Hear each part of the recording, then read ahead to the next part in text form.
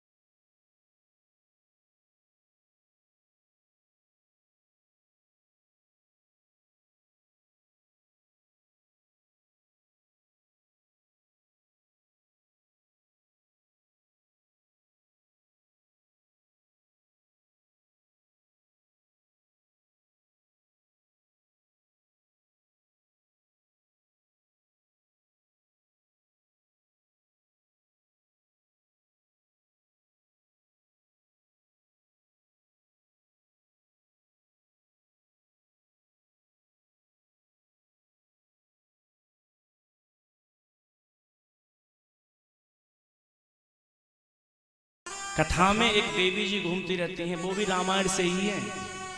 उनका नाम है निद्रा देवी। सुना है? कभी मुलाकात हुई है? ना हुई हो तो 3 बजे हो जाती है सबकी। जागते रही हो 3 बजे लुढ़क जाओगे अपने आप ही। होता है ना? सारी रात जागते रही हो, लेकिन 3-4 बजे को समय आवे हो निद्रा देवी हावी हो जाती है।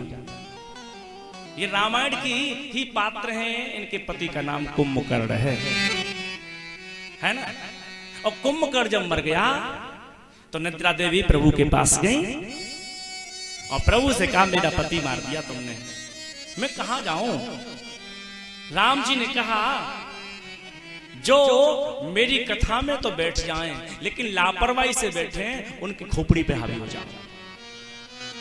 कथा में तो हो, लेकिन मन उनका कथा में न हो, उनकी खोपड़ी पे कब्जा करो। इसीलिए अगर कोई व्यक्ति सोए तो समझ जाओ कुंभकर्ण की पत्नी उनके पास में आ चुकी है। और ये बढ़िया है कि पत्नी आती, भाई साहब अगर आ जाए कुंभकर्ण तो मामला गड़बड़ हो जाएगा।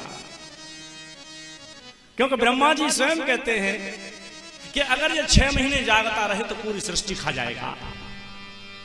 हैं? कई बार लोग हमसे पूछते हैं ये कितना खाता था, तो अगर मेरे से कोई पूछता है तो बता देता हूं 80,000 भैंसा लंच में खाता था। ये कितने में खाता था? लंच में 80,000 भैंसा के नाश्ता करता था। जैसे तुम सेब काट करके खाते हो ना तीली से, ऐसे जो भैंसा खाता था, नमक डाल के ऊपर नहला धुला करके खाता था बड़े तरह से। तो इसीलिए अब कथा में आ जाइए आप। तृणधर ओट कहत बेदेहि। तृणधर ओट कहत बेदेहि। तृणधर ओट कहत सुमेरे अवधपति परम स्नेही सुमेरे अवधपति परम स्नेही सुमेरे अवधपति परम स्नेही। एक निवेदन और कर दूं, जब मैं चौपाई गाया करूं तो पीछे पीछे गाया करो। कारण क्या है कि हर चौपाई महामंत्र है। तुलसीदास बाबा ने महामंत्र लिखा है। एक बार सूरदास बाबा से किसी ने पूछा था, बाबा सबसे अच्छी कविता किसकी है? सूरदास बाबा से पूछा था, सबसे अच्छी कविता किसकी है? तो सूरदास बाबा ने कहा, सबसे अच्छी कविता मेरी है। तो लोगों ने कहा, बाबा क्या तुलसीदास की कविता अच्छी नहीं है? तो सूरदास बाबा ने कहा, तुमने कविता के बारे में पूछा था, तुमने मंत्रों के बारे में नहीं पूछा था। तुम कविता के बारे में पूछ रहे थे तो कविता मेरे से अच्छी किसी की नहीं है। और तुलसीदास जी ने तो रामचरितमानस के माध्यम से सभी मंत्रों का निर्माण कर दिया है। इसीलिए चौपाई को मैं ज्यादा गाता हूं, आप भी गाया करो। न जाने कौन सी चौपाई हमारे जीवन का कल्याण कर देगी। तिनके की ओट रख करके जानकी जी बात करती हैं और हम कह रहे हैं यहां पर सब जानकी नहीं आया है, सीता नहीं आया, वैदेही आया है। और चोरी किसकी हुई है? सीता की नहीं हुई थी। किष्किंधा पर्वत पर बजरंगबली पूछते हैं, कवन हेतु बन विचरो स्वामी, आप वन में क्यों भटक रहे हैं? तो उन्होंने पर्च दिया, यहां हरि निश्चर वैदेही। चोरी किसकी हुई है? वैदेही की। और रावण से बात कौन कर रही है? वैदेही। आप समझना, वैदेही में और देही में अंतर है। मेरा शरीर देही है और मेरी आत्मा वैदेही है। देही को काटा जा सकता है और वैदेही को नहीं काटा जा सकता। देही की चोरी हो सकती है और वैदेही की चोरी नहीं हो सकती है। अच्छा, जिसका बंधन ही नहीं होगा उसकी चोरी कैसे हो जाएगी? ताले में बांध नहीं सकते, जमीन में दबा नहीं सकते उसको। लेकिन रावण वैदेही की चोरी करके ले गया है, शक्ति की चोरी करके ले गया, परम भक्ति की चोरी करके ले गया। और जानकी जी क्या कहती हैं, रावण ये सोने की लंका जो बार बार तू दिखाता है मुझको, इसको मैं तिनके के समान समझती हूं, मेरे लिए तिनके के समान है। माना जानकी ये कहना चाहती हैं कि जो राम का हो जाता है उसके लिए सारे संसार की माया तिनके के समान नजर आती है। मेरे पति कौन है? राम। और राम कौन है? राम रमापति कर धन ले हो और खेचे मिटे मोर संदेह। यानी जानकी का विवाह जिसके साथ हुआ वो राम ही नहीं है, रमापति भी है साथ। और जिसका विवाह, जिसका संबंध रमापति से हो गया हो, क्या सोने की लंका पर नजर डालेगा? जिसको परमात्मा मिल गया हो उसे संसार की कोई भी वस्तु आकर्षित कर ही नहीं सकती है। एक उदाहरण दूं, कलयुग में एक राका और बांका नाम के भक्त हुए। आपने किसी ने नाम सुना हो? हाथ उठाएं, कोई सुना हो राका बांका? अच्छा, आप ये कभी ये मत सोचना मैं कोई कहूं हाथ उठाने को तो ये समझो कि आपका अपमान करने को कह रहा है, ऐसा नहीं। राका और बांका, राका पत्नी का नाम था और बांका पति का नाम था। और ये भगवान के परम भक्त बने थे कलयुग में। एक बार पत्नी ने आपस में निवेदन किया कि अब घर छोड़ दो, पूरा पूरा भजन करेंगे। देखो, घर छोड़ के तब जाना जब तुम पूरे भक्ति में रंग जाओ। आधे अधूरे घर छोड़ के मन चले जाना। क्यों? आधे अधूरे तुम घर छोड़ के जाओगे तो किसी और के घर में घुस जाओगे, किसी और के घर में घुस जाओगे, काम चलेगा ही नहीं। जिस समय परिपक्व अवस्था तुम्हारी आ जाए भक्ति की और संसार की कोई भी माया तुम्हें आकर्षित न कर सके, तब तुम घर छोड़ के जाना। वरना घर छोड़ के साधु हो जाएंगे और कंबल दान में मिले तो बेटा को दे के चले आएंगे। घर छोड़ के साधु हुए और कहीं से दान मिल गया, कहीं से कपड़े मिल गए तो सीधे घर पहुंच गए। और वो व्यक्ति ये नहीं समझते कि दान देने वाले ने तुमको दान दिया है, तुम्हारे बेटे को दान नहीं दिया है। और साधु बनकर के दान लेकर के तुम अपने बेटे को देके आ रहे हो तो स्वयं भी नरक में जाओगे और तुम्हारा बेटा भी नरक में जाएगा। मान लीजिए मेरे शिष्य दान मुझे दे रहे हैं, मेरे शिष्य के दान पर मेरा अधिकार है, उन्होंने गुरुजी को दिया है, किसी के पिताजी को नहीं दिया है, किसी के भैया को नहीं दिया है, किसी के बेटा को भी नहीं दिया, गुरुजी को दिया है। इसीलिए आप परिपक्व अवस्था में हो जाएं तब घर छोड़ के जाओ तो तुम साधु हो। अगर बीच में छोड़ के चले गए तो तुम कहीं के भी नहीं रहोगे। घर छोड़ के गए, घर छोड़े जो हर मिले। सुनना, एक पति बार बार पत्नी से कहता था ज्यादा तंग करेगी छोड़ के चला जाऊंगा, महात्मा हो जाऊंगा। कभी कभी धौंस दे देते हैं पति लोग, पतियों की धौंस भी अलग अलग तरह की होती है। हाँ हाँ, तुझे तो कोई पास नहीं करता था, मैंने पास कर लिया था। अच्छा, ये नहीं कहेगा कि तुम ना होती तो हम कुंवारे ही रह जाते, ये नहीं कहेगा। घर छोड़े घर हर मिले तो अब ही छोड़ो कंत। पत्नी एक दिन नाराज हो गई, तंग हो गई, बोली बार बार की धमकी सुनाते हो मुझे, तो अगर घर छोड़ने से परमात्मा मिलते हैं तो कल नहीं अभी छोड़ के चले जाओ। घर छोड़े घर हर मिले तो अब ही छोड़ो कंत। घर छोड़े घर घर फिरो तो घर में रहो बसंत। घर छोड़ने से परमात्मा मिलता है तो आज ही छोड़ जाओ। और एक घर छोड़ने से अगर घर घर भटको तो उससे तो अच्छा है कि अपने घर में ही रहो।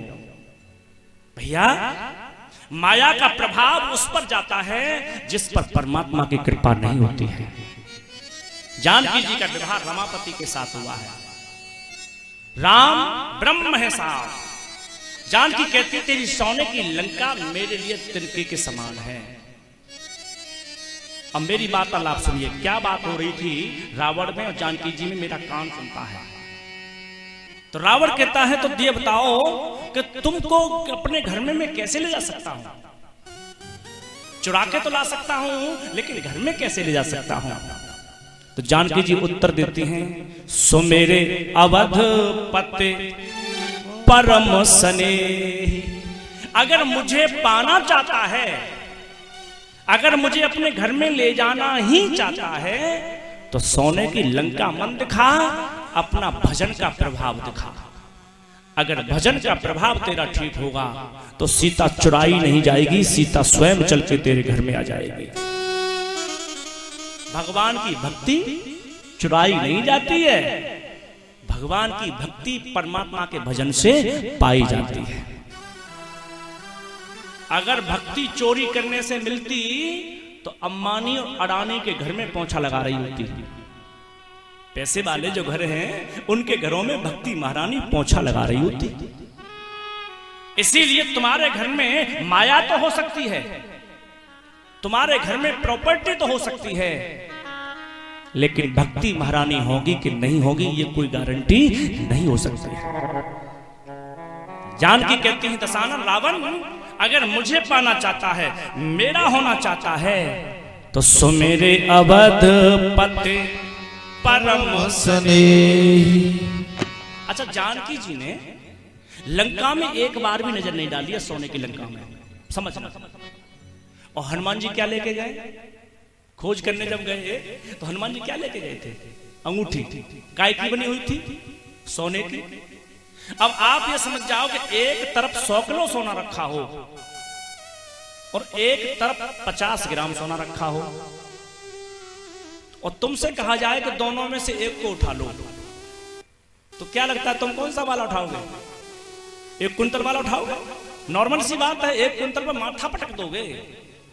लेकिन जानकी जी ने सोने के महल में इंटरेस्ट नहीं लिया, देखा भी नहीं। हनुमान जी महाराज ने सोने की अंगूठी ऊपर से डाली तो मेरी मैया ने दौड़ के अंगूठी उठा ली। कोई मैया से पूछे, मां सोने का महल तुझे मिल रहा था, वो तूने देखा नहीं, और सोने की छोटी सी अंगूठी को तूने लपक के उठा लिया, क्यों? तो माताजी उत्तर देंगी कि वो रावण का सोना है, ये राम का सोना है। ये वो रावण का सोना है और ये राम का सोना है। वो बंधन बनाने वाला सोना है और ये बंधन छुड़ाने वाला सोना है। सोना दो प्रकार का होता है। एक सोने में श्री कृष्ण रहते हैं, जो भागवत में आपने सुना होगा, और एक सोने में कलयुग भी रहता है। समझ रहे हो हमारी बात को? सोना सोना है, लेकिन एक में कलयुग हमेशा रहता है और एक में कृष्ण हमेशा रहता है। मैं कई बार कहता हूं, व्यासपीठ की ओर देख लीजिए, इसे लक्ष्मी भी कहते हैं, इसे माया भी कहते हैं। इसे क्या कहते हैं? लक्ष्मी। और इसी को कहते हैं माया। अच्छा, ये तुमको कैसे पता पड़ेगा कि ये लक्ष्मी है कि ये माया है? ये मेरे पास जो रुपया है, ये लक्ष्मी है कि माया है? कैसे पता पड़ेगा? प्रैक्टिकल कैसे करोगे इसका? किताबों का नहीं, मैं किताबों की बात नहीं कहूंगा, मैं प्रैक्टिकल की बात करूंगा। अब मैं आपको उत्तर दे रहा हूं। जिसके घर में ये भाई साहब अनाप शनाप आ रहे हो, पिताजी को पेंशन मिल रही है, बेटा दोनों जॉब पे लगे हुए हैं, कुल मिलाकर के 2 लाख रुपया महीना आ जाता है, समझना। लेकिन 2 लाख रुपया महीना आने के बाद भगवान का भजन में भी मन लगता है, बेटा भी आरती करता है, बहू रानी भी आरती करती है, नाती पोता भी भगवान का नाम लेते हैं, तो समझ जाइए आपके घर में लक्ष्मी भंडार भर रही है। कौन भर रही है? लक्ष्मी भंडार भर रही है। बेटा है, आपकी आज्ञा मानता है, आप कह रहे हैं बेटा वृंदावन में मैं भंडारा करूंगा, पैसा दे दो। कितने? 10,000। बेटी ने 20,000 दे दिए, पिताजी भंडारा कर। अगर ये विचार तुम्हारे आ रहे हैं परिवार में, बहू में, बेटा में, तुम्हारे अंदर, तो समझ जाइए घर में लक्ष्मी बढ़ रही है। और जिसके घर में ये बढ़ रहा हो, पैसा अनाप शनाप आ रहा है और मन में ये विचार आने लगे कि भगवान होता ही नहीं है, तीर्थों में कुछ रखा ही नहीं है, सत्संग में कुछ होता ही नहीं है, ये विचार आने लगे तो समझना तुम्हारे घर में माया बढ़ रही है। तुम्हारे घर में माया बढ़ रही है। और दोनों ही पत्नी भगवान की हैं। लक्ष्मी भी पत्नी भगवान की है और माया पत्नी भी भगवान की है। दोनों में अंतर इतना ही है कि लक्ष्मी विष्णु से मिला देगी और माया विष्णु से दूर हटा देगी तुमको। जीवन में अनुभव करना साहब, पैसे के साथ विचार तुम्हारे सात्विकी चल रहे हैं तो आप भगवान के भक्त बनने जा रहे हैं। जानकी जी ने अंगूठी सोने की उठाई और बाबा ने लिख दिया, मां सोचती क्या है सोना देख करके छोटा सा। मैया कहती है, जीत को सके अजय रघुराई, अजय रघुराई, जीत को सके अजय रघुराई। माया से यह रची न जाए, माया से यह रची न जाए, माया से यह रची न जाए। अब आप समझ गए, जानकी जी के मन में 2 प्रश्न आ गए उस समय। अब आप गौर से समझना, इधर सोने का महल है, उधर सोने की हाथ में अंगूठी है। अंगूठी भी सोने की, महल भी सोने का। महल की तरफ देखा नहीं है और अंगूठी को देखा ही नहीं, हाथ में भी ले लिया है। और दोनों सोने की तुलना करना, मैं अभी आपको वर्णन कर रहा हूं। जानकी जी उस सोने के बारे में क्या बोल रही हैं? माया से यह रची न जाए, यानी लंका का निर्माण तो माया से हो सकता है, लेकिन इस अंगूठी का निर्माण माया से नहीं हो सकता है। और जीत को सके अजय रघुराई। रामचरितमानस के असंभव प्रश्न है दोनों। माया से अंगूठी का निर्माण नहीं होगा और राम जी को जीतने वाला संसार में कोई पैदा हुआ नहीं। असंभव प्रश्न है दोनों के दोनों। और जानकी जी कहती हैं इसका माया से निर्माण नहीं हो सकता। आपने कभी सुना हो कि अंगूठी बनी काय की है? ये जानकी जी के पास अंगूठी जो है वो बनी काय की है। ये इसका सुनार कौन है? एटा में बनवाई थी कि एका में बनवाई थी कि अवागढ़ या आगरा से लेके आए थे? कौन है निर्माता इसका? अगर जानकी जी कह रही है माया से नहीं बनेगी तो इसका मतलब है कि इसका सुनार कोई ज्यादा बड़े लेवल का आदमी है। और मेरी राम कथा में कई बार इसका उत्तर मैंने दिया, आपको फिर उत्तर दे देता हूं।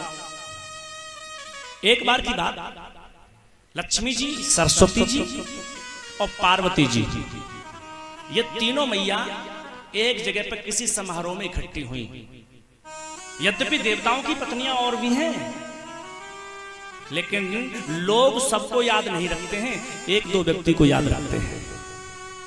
जैसे 1000 आदमी हो, किसी चेला के यहां पर फंक्शन होता है ना बहुत बड़े लेवल का, तो हजारों निमंत्रण में आते हैं। और अगर हमको भी निमंत्रण हो और हम न जाएं तो चेला टेंशन में। 1000 आदमी आए हैं उससे खुशी नहीं है, लेकिन गुरुजी क्यों नहीं आए? क्योंकि वहां ध्यान गुरुजी पर लगा हुआ है। ऐसे ही संसार में कुछ आदमी ऐसे होते हैं जो यूनिक होते हैं, अपने आप में स्पेशल होते हैं अपने आप में। तो लक्ष्मी जी गई हुई थी, सरस्वती और पार्वती भी गई हुई थी। अंतर इतना था कि लक्ष्मी के गले में हार भी था, मंगलसूत्र भी था। लक्ष्मी जी के कानों में झुमकी भी बहुत भारी थी। लक्ष्मी जी ने 4-5 सोने के कंगन भी पैर रखे हैं, यानी सोने से दबी हुई है मां लक्ष्मी। श्रृंगार सोने से किया है मां ने। सरस्वती के पास भी सोना है, कुछ कम होगा लक्ष्मी से, लेकिन उनके पास भी सोना है। आप कल्पना करो, किसी मां के 4 बेटे हों और चारों के चारों सरकारी नौकरी में लग जाएं, बड़ी वाली में 1.5 लाख 2-2 लाख रुपया महीना मिल रहा हो, समझ रहा गौर से, तो 8-10 लाख रुपया होगा। अब जिसके 8-10 लाख रुपए बेटे कमा रहे हो, वह मां कोई सामान तो नहीं होगी, महंगी साड़ी भी पहनेगी, 2-4 अंगूठी सोने की पहनेगी जरूर। ये बात मैं क्यों कह रहा? ये बात मैं इसलिए कह रहा हूं कि लक्ष्मी को सरस्वती जो है उनके 1-2 बेटा नहीं लगा हुआ, उनका सारा संसार लगा हुआ है। क्योंकि सरस्वती के पति का नाम है ब्रह्मा, और हम सब बनाए हुए किसके हैं? संतान किसकी है? ब्रह्मा की। इस नाते से हम सब उनके बेटा हैं। तो इतने बेटा अगर कमाऊ हो तो वह मां सामान्य नहीं होगी। तो बहुत सारी अंगूठी सरस्वती भी पहने हैं और लक्ष्मी पहने, लेकिन पार्वती मैया भोले बाबा को ब्याही गई है, और भोले बाबा के पास में मकान नाम की चीज ही नहीं है। परम रम्य गिरुवर कैलासु, मां कहां रहती है? कैलाश पर्वत पर रहती है। एक बरामदा तक नहीं है, एक भैंस भी नहीं है दूध दे दे। एक ही है जिसका नाम नंदी है, सवारी है स्पेशल, और कुछ नहीं है। खुले आकाश के नीचे मेरी मां रहती है। बाबा से कहा, बाबा मकान ही बना लो, 2-4 कमरे बना लो, अतिथि आते हैं। बाबा बोले, देवी टेंशन में पड़ जाऊंगा। क्यों? अभी मेरे पास कुछ नहीं है। तो उसके फायदे सुनो, चोरी होने का बिल्कुल डर नहीं है। अभी मेरे पास कुछ नहीं है तो चोरी होने का बिल्कुल भी डर नहीं है। और देवी, अगर मेरे पास कुछ हो गया तो फिर चोरी होने का भी डर हो जाएगा। मेरे पास कुछ नहीं, इसलिए मैं क्या करता हूं? तुम पौने राम राम देन राम, तुम पौने राम राम देन राती, तुम पौने राम राम देन राती। सादर जपो अनंग राती, सादर जपो अनंग राती। महादेव के पास में कुछ नहीं है। इसीलिए महादेव करते क्या है? मैया कहती है करते क्या हो, तुम ही बता दो।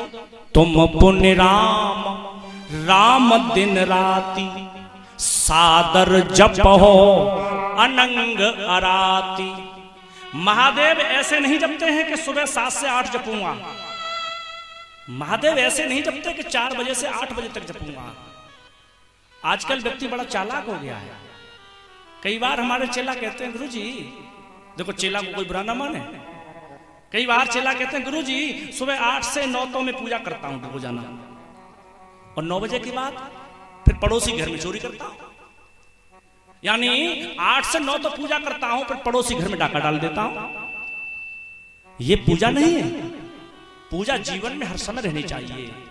तुम पुण्य राम राम दिन राति, और सादर जप हो अनंग राति। राम राम जपो तो आदर के साथ जपो, टाइम पास नहीं। राम का नाम भजन नहीं बनना चाहिए, कृष्ण का नाम भजन न बने, राधा का नाम भजन न बन जाए। इसीलिए महादेव भजन करते हैं। और कोई गहना महादेव के पास नहीं है।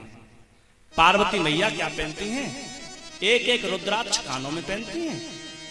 उनका श्रृंगार अलग टाइप का है। मैया रुद्राक्ष पहनती हैं कानों में, और गले में भी रुद्राक्ष की माला है, क्योंकि पति का अंग है रुद्राक्ष। पति की आंखों से आंसुओं से निर्मित है रुद्राक्ष। तो गहना तो पहनती हैं, लेकिन रुद्राक्ष का गहना पहनती हैं। और आप जानते हो, 1 तोला सोना गिरवी रखने जाओ तो कितने का रख जाएगा आज के हिसाब से? 1 तोला 60 का रख जाएगा, 60-70 का। महंगा हो गया, समझना। सोना 1 तोले 60-70 हजार का रख जाएगा। और अगर आप 100 ग्राम रुद्राक्ष ले जाओ गिरवी रखने के लिए, तब 100 ग्राम रुद्राक्ष ले जाओ सुनार के पास, तो कितने का रख जाएंगे? क्यों साहब? आज हम नाम किसी का नहीं लेंगे। कल नाम ले लिए तो लोग ये सोचते हैं कि गुरुजी उन्हीं का नाम लेते हैं और वही करा रहे हैं, हम तो बेकार बैठे हुए। आज मछलिया वालों का नाम ले लेंगे, क्या है? हाँ, बाहर के लोगों का नाम ले लेंगे। लेकिन मैं नाम इसलिए लेता हूं जिससे जागृति हो जाती है। 100 ग्राम रुद्राक्ष की कीमत बहुत है, लेकिन सुनार के पास जाओगे तो शायद तुम्हें 1000 रुपया भी गिरवी रखने में नहीं मिलेंगे। मैया कहती है बाबा मेरे पास गहना है रुद्राक्ष का। लेकिन एक बार क्या हुआ, तीनों माताएं एक समारोह में इकट्ठी हुई। तो माताओं में यह आदत होती है कि एक दूसरे से हाथ में लेके जरूर पूछेंगी, ये मंगलसूत्र तुमने कब बनवाया था? जीवन में याद रखें, बहन बेटियों से मैं स्पेशल कहता हूं, कभी किसी की वस्तु को हाथ में लेकर के न देखो। क्यों? तुम्हारा सोने का होगा अच्छी बात है, दूसरे का ना हुआ तो अपमान हो जाएगा, नहीं हो जाएगा? कभी किसी से मोल भाव मत करो कि तुम्हारी ये साड़ी कितने रुपए की आई है, क्या जरूरत पड़ी है? अरे तुम्हारे पास पैसा है 5000 की पहन लो, पड़ोसी के पास पैसा नहीं 500 की पहन लेगी। और साड़ी 5000 की पहन लो या 500 की पहन लो, अंग दोनों ढकेंगे। और एक बात बता दूं, कर्म अच्छे हो तो 500 की साड़ी भी शोभा देती है, और कर्म अच्छे न हो तो 5000 की साड़ी भी शोभा नहीं देती है। कपड़े की कीमत पहनने वाले के गुण धर्म से वर्णन करती है, ठीक है ना? तो क्या हुआ, तीनों माताएं मिली आपस में। लक्ष्मी जी पर गहना बहुत, सरस्वती पे गहना बहुत, पार्वती पे कुछ भी नहीं। अब मैया को अपने मन में लगा कि मेरी बेइज्जती हो गई। और माताओं में एक राज की बात और होती है, बुरा न मानेंगे, इन्हें किसी चीज की याद रहे न रहे, लेकिन 6 महीना पहले लल्लू की शादी में कौन सी साड़ी पहनी थी याद रहती है। 6 महीना पहले इनको, मैयाओं को, मेरी को पूछना कि राघवेंद्र सनातन ने कल कौन सी बात कही, रात भर में भूल जाएंगी। लेकिन 1 महीना पहले शादी में गई थी तो मंडप पर साड़ी उस महिला ने कैसी पहनी थी ये इनको याद रहती है। वो नहीं भूलेंगे। बक्सा पूरा भरा हो और भैया का विवाह आ जाए तो वो बक्सा बिल्कुल बेकार है। चाहे वो नई साड़ियों से भरा हुआ है लेकिन बेकार है। फिर कहेंगे टिल्लू के पापा 5,000 रुपए दे दो। कोई टिल्लू बैठे क्षमा करिएगा, टिल्लू के पापा 5,000 रुपए दे दो। क्यों? मुझ पर साड़ी एक भी नहीं है। अच्छा बक्से में क्या रखा है? वो सब पहन चुकी हूं और पहन करके मायके में घूम आई हूं। और जितनी भी महिलाएं आएंगी ना वो बता देंगी कि ये साड़ी तो वही वाली है जो पहले आई थी पहन के। आदमी एक कुर्ता से 10 जगह जा सकता है लेकिन मैया एक साड़ी में 2 जगह नहीं जा सकती है। वहां ध्यान वहां केंद्रित है। आप कहेंगे साड़ियों की बात कहां से? मेरी मां पार्वती की बात कर रहा हूं। मैया आई है तो थोड़ा अपमान लगा। लक्ष्मी के पास कहना है, सरस्वती के पास कहना है, लेकिन मेरे पास क्यों नहीं है? और आप जानते हो पति कितना ही दबंग हो, बाहर कितनी भी चलती हो, दरवाजे में घुसता है तो मुंह नीचे को लटका लेता है। क्यों? डरता है।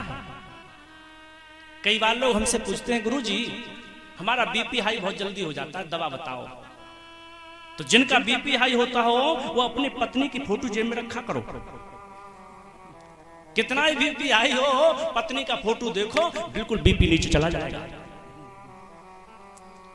कुछ बड़े बूढ़े सोच रहे होंगे इन्हें कैसे पता है हमारे बारे में, लेकिन मैं ये कह रहा हूं मेरी मां पार्वती आई हैं तो क्रोध में आई हैं। और जगदम्बा क्रोध करती है ना त्रिलोक में हाहाकार मच जाता है। महादेव की छाती पर भी चढ़ जाती है। साहब शक्ति है ये, शक्तिमान है ये। मैया आई क्रोध में, मुंह फूला हुआ। महादेव समझ गए आज मेरी पत्नी कुछ सही नहीं है, नाराज हो रही है। और पत्नी भी ऐसी हो जिसको काली कहते हो लोग, चामुंडा कहते हो, महिषासुर मर्दनी जिसको कहते हो, उसके पति को टेंशन हो गई कि कहीं ऐसा ना हो कि क्रोध के आवेश में त्रिलोक को नाश कर दे। ये महादेव पत्नी के सामने कहते हैं देवी क्या है आप नाराज क्यों हो रही हैं? भ्रकुटि विलास सृष्टि लय होई। अगर टेढ़ी भौं कर दे मां सृष्टि का विनाश हो जाता है। साहब सामान्य नहीं सिरा वाली, लाल लाल आंखें करके आई हैं। नंदी और भृंगी सरंगी जितने भी थे ना वो तो साइड में छुप गए जाकर के। कौन सामना करे मेरी मां का? महादेव कहते हैं देवी क्या बात है आप आज कुछ नाराज दिखाई दे रहे हो? मैया ने बात ही नहीं किया। और सबसे बड़ी टेंशन यह है कि मां नाराज हो और बात ना करे तो पति को डबल टेंशन है। महादेव पीछे पीछे घूम रहे हैं। देवी बताओ ना क्यों नाराज हो आप हमसे? मैया कहती है रहने दो, विवाह को कितने वर्ष हो गए पता है तुम्हें? हाँ, पति को अपना जन्मदिन याद रहे न रहे कोई टेंशन नहीं है, लेकिन शादी की तारीख याद सब रखना कि शादी कौन सी तारीख में हुई थी। क्यों? क्योंकि जब तुम्हारी पत्नी तुमसे पूछे बताओ हमारा विवाह कब हुआ, बता देना। अगर नहीं बता पाए थाने तक चली जाएगी। महादेव पूछ रहे हैं मैया को देवी क्या बात है तुम्हें पता है हमारा विवाह कितने दिन हो गए? बोले देवी बहुत लंबा काल हो गया। तो तुम्हें यह भी पता होना चाहिए कि मेरे पास में कोई सोने की जंजीर तक नहीं है, एक अंगूठी तक नहीं है मेरे पास में। महादेव समझ गए आज तो गहना चाहिए इनको। महादेव कहते हैं देवी मेरे पास में जो सबसे बड़ा गहना है लो आज तुमको देता हूं। मैया बोली तुम पे कौन सा गहना है? महादेव कहते हैं राम नाम मण दीप धर जीहते हरिद्वार। मेरे पास सोना नहीं है, मणि है, मणि पारस मणि। पारस मणि में वो ताकत होती है कि लोहे को छू जाती है तो सोने को बना देती है। मैया कहती है क्या है तुम्हारे पास में? मेरे पास में मणि है। कौन सी मणि है? राम नाम की मणि है। राम नाम मणि दीप धर जीहते हरिद्वार। तुलसी भीतर बाहर जो चाह से उजिया। देवी लो राम नाम की मणि लो और जपो राम नाम। इससे बड़ा कीमती जगत में कुछ भी नहीं है। मैया बोली ये राम नाम अपने पास रखो, मुझे कुछ नहीं चाहिए ये। हाँ, मुझे आज एक वादा कर दो कि मेरे लिए कोई गहना बनवाओगे कि नहीं बनवाओगे, और बनवाओगे तो कब बनवाओगे, मैं बूढ़ी होती जा रही हूं। महादेव कहते हैं देवी ऐसा क्यों बोल रही है? बोले तुमको पता नहीं मेरा अपमान कितना होता है। मैं विवाह में जाती हूँ, किसी समारोह में जाती हूँ, लक्ष्मी गहना पहन के आती हैं, सरस्वती पहन के आती हैं, और मेरे पास कुछ भी नहीं है। महादेव को अब समझ में आया कि लक्ष्मी से टेंशन हो गई है। लक्ष्मी गहना पहन के आती हैं, टेंशन वहां पर अटक गई है। महादेव कहते हैं देवी तो एक काम करो। क्या? महादेव ने उसी समय अपनी लट में से एक बाल खींचा है, सिर में से बाल खींचा है। और मैं आपको बता दूं परमात्मा की वस्तु परमात्मा ही होती है। क्या होती है? परमात्मा की वस्तु परमात्मा ही होती है। तो जैसे ही बाल खींचा है एक और कहा लो ये मेरे सिर का बाल लेकर के बैकुंठ में चली जाओ, और बैकुंठ में जाकर के और लक्ष्मी से ये कह देना, विष्णु से ये कह देना कि ये महादेव के सिर का बाल है, इस बाल के बराबर हमें बदले में सोना दे दो, सोना ले आओ वहां से। अब बताओ बाल में कितना वजन होता है? अब मैया को गुस्सा और डबल हो गई, बोले मंगा भी रहे हो एक बाल के बराबर।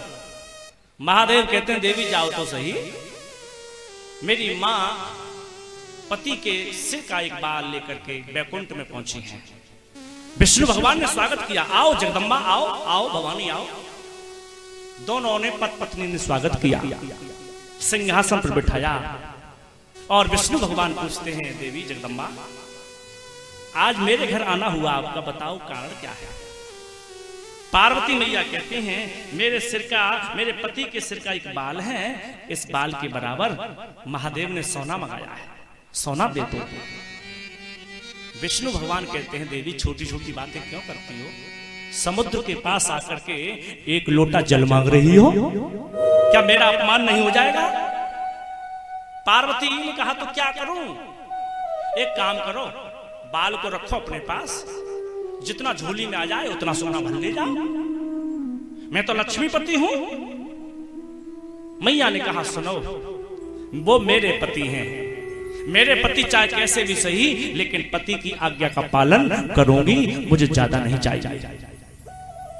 भगवान विष्णु ने बैकुंठ में तराजू मंगा ली, और तराजू मंगा करके एक पलड़े पर महादेव का बाल रख दिया गया, और दूसरे पलड़े पर बैकुंठ का सोना रखना शुरू हो गया। तो लक्ष्मी को अभिमान था कि मेरे पास में बहुत सामान है, सोना है। तो मैया ने सोचा खजाना क्या खोलूंगी, लाओ कान के कुंडल रख देती हूं, बात खत्म हो जाएगी। अभिमान तो होता ही है। तो मैया लक्ष्मी ने कान के कुंडल रखे हैं साफ सबसे पहले, लेकिन बाल नहीं उठा। चार चूड़ी भी पहनी थी माता जी, चारों चूड़ी उतार ली हाथ में से और रख दिया, लेकिन बाल ना उठा। विष्णु भगवान समझ गए लक्ष्मी को अभिमान हो गया है, और महादेव इनका अभिमान खत्म करना चाहते हैं। बाल को तौलने के लिए लक्ष्मी ने क्या किया, भंडार खोल दिया, और कथा कहती है कि पूरा भंडार जितना था वो सब तराजू में रख दिया, लेकिन महादेव का बाल नहीं उठा। जब सब भंडार खाली हो गया, तब विष्णु भगवान कहते हैं देवी लक्ष्मी एक काम करो, अब ये भंडार से तो नहीं उठने वाला, सोने से नहीं उठेगा, अब एक काम करो, इस तराजू में आओ, हम तुम दोनों ही बैठ जाते हैं, शायद तब उठ जाए। लेकिन लक्ष्मी स्वयं तराजू में बैठ गई, विष्णु भगवान भी तराजू में बैठ गए, लेकिन महादेव के सिर का बाल नहीं उठा। भैया विष्णु भगवान हाथ जोड़ के खड़े हो गए, देवी लक्ष्मी ओ पार्वती, भैया तुम्हें 2-4 किलो चाहिए तो ले जाओ, लेकिन तेरे पति के बाल के बराबर मेरे पास सोना नहीं है। लक्ष्मी मैया ने बाल उठा करके दे दिया, जाओ लौट जाओ। पार्वती मैया बाल लेकर के आ रही है, अब तो डबल नाराज है कि मैं गई भी मांगा भी, और मांगने के बाद फिर खाली आ रही हूं।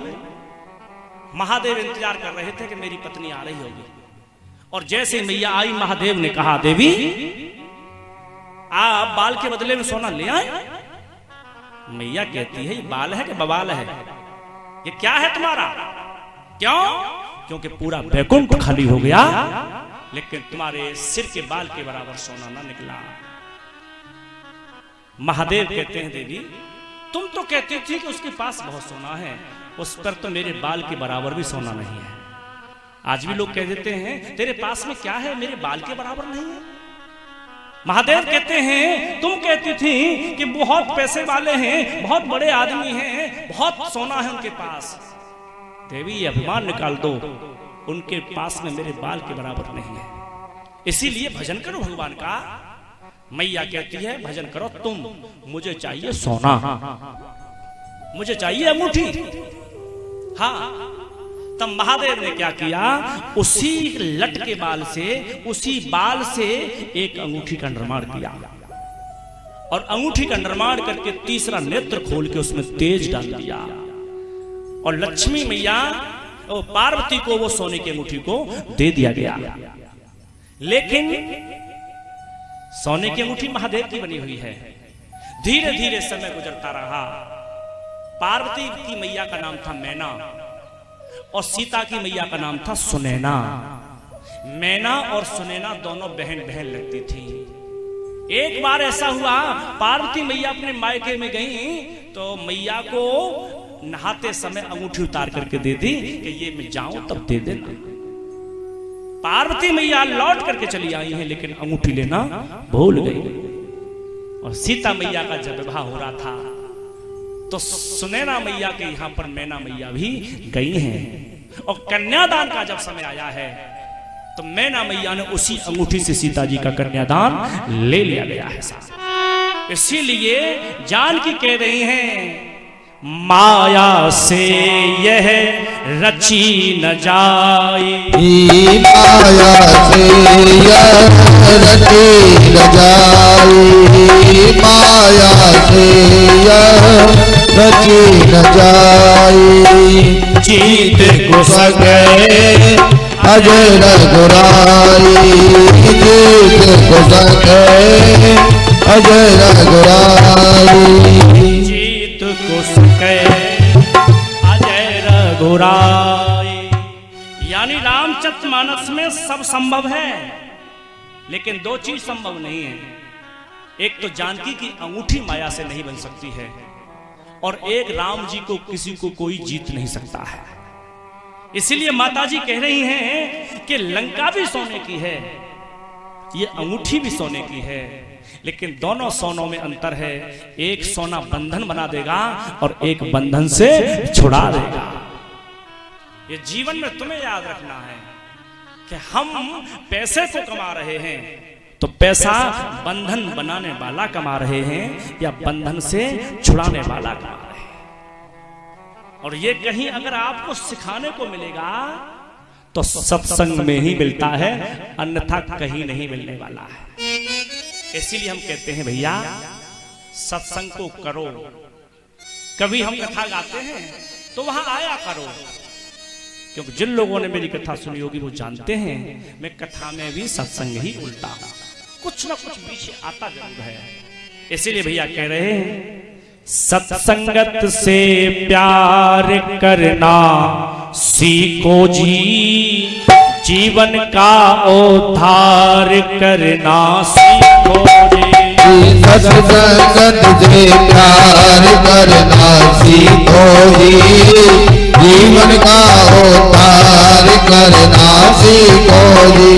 सत्संगत से प्यार करना सीखो जी, जीवन का उद्धार करना सीखो। सत्संगत से प्यार करना सीखो जी, जीवन का उद्धार करना सीखो जी। ताली कैसे बजाई जाती है? ताली कैसे बजाई जाती है मैं कभी कभी कथा में बोलता रहता हूँ। ऐसे तो ताली हम बजा रहे हैं, तुम भी बजा रहे हो, लेकिन कथा में बैठो तो ताली ऐसे बजाओ पीछे को कोनी फेंक करके। क्यों कि पीछे वाला अगर नहीं बजा रहा होगा तो खोपड़ी में कोनी लगेगी, बजाने लगेगा। सबसे ताली कैसे बजवानी है मास्टर जी समझ जाइए। आप पीछे हाथ मत फेंकना, खंबा है लोहे का, कोनी में लग जाएगा। इसीलिए ताली बजाओ, स्वयं भी बजाओ, और जो न बजा रहा हो उसकी खोपड़ी में कोनी लगेगी, वो समझ जाएगा बजाना है। इसीलिए सत्संगत से प्यार करना सीखो जी, जीवन का उद्धार करना सीखो जी। सत्संगत से प्यार करना सीखो जी, जीवन का उद्धार करना सीखो जी। सत्संगत से प्यार करना सीखो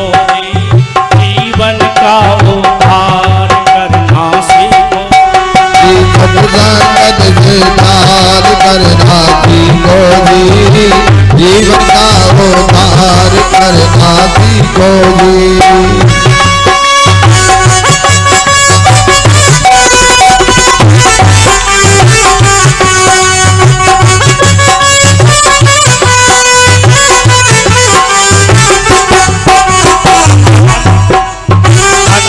धाम संग नहीं जावे, सुख तारा कोई काम न आवे। धन धन धाम संग नहीं जावे, सुख तारा कोई काम न आवे। धन धन धाम संग नहीं जावे, सुख तारा कोई काम न आवे। धन धन धाम संग नहीं जावे, सुख तारा कोई काम न आवे। ममता का संहार करना सीखो जी, जीवन का उद्धार करना सीखो जी। ममता का संहार करना सीखो जी, जीवन का उद्धार करना सीखो जी। सत्संगत से प्यार करना सीखो जी, जीवन का उद्धार करना सीखो जी।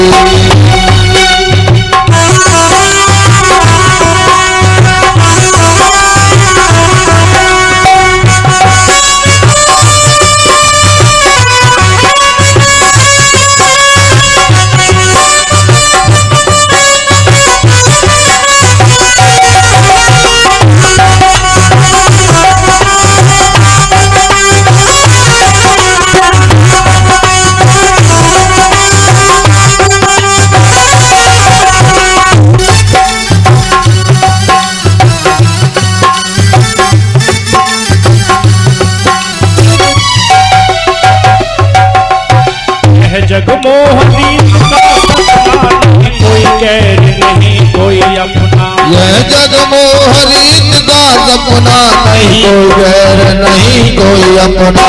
यह जगमोहनी का सपना नहीं कोई गैर नहीं कोई अपना। यह जगमोहनी का सपना नहीं कोई गैर नहीं कोई अपना। सत्य विचार करना सीखो जी, जीवन का उद्धार करना सीखो जी। सत्य असत्य विचार करना सीखो जी, जीवन का उद्धार करना सीखो जी। सत्संगत से प्यार करना सीखो जी, जीवन का उद्धार करना सीखो जी।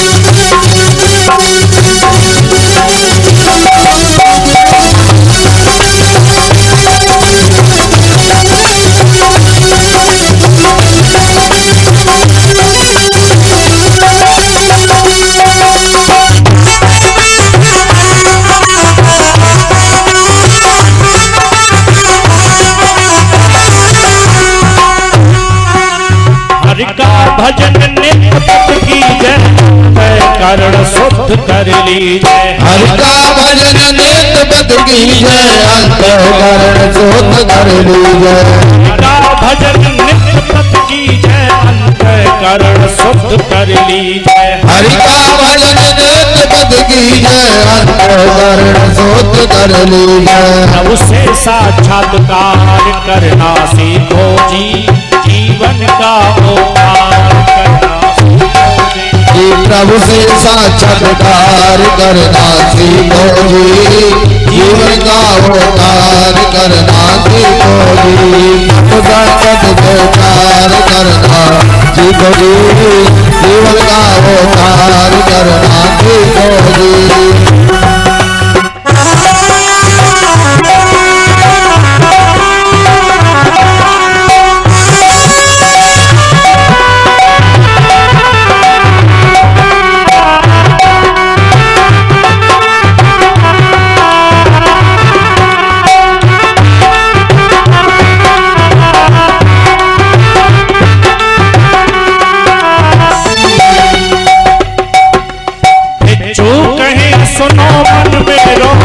नर्तन भव सागर वेणो जो कहे सुनो मन में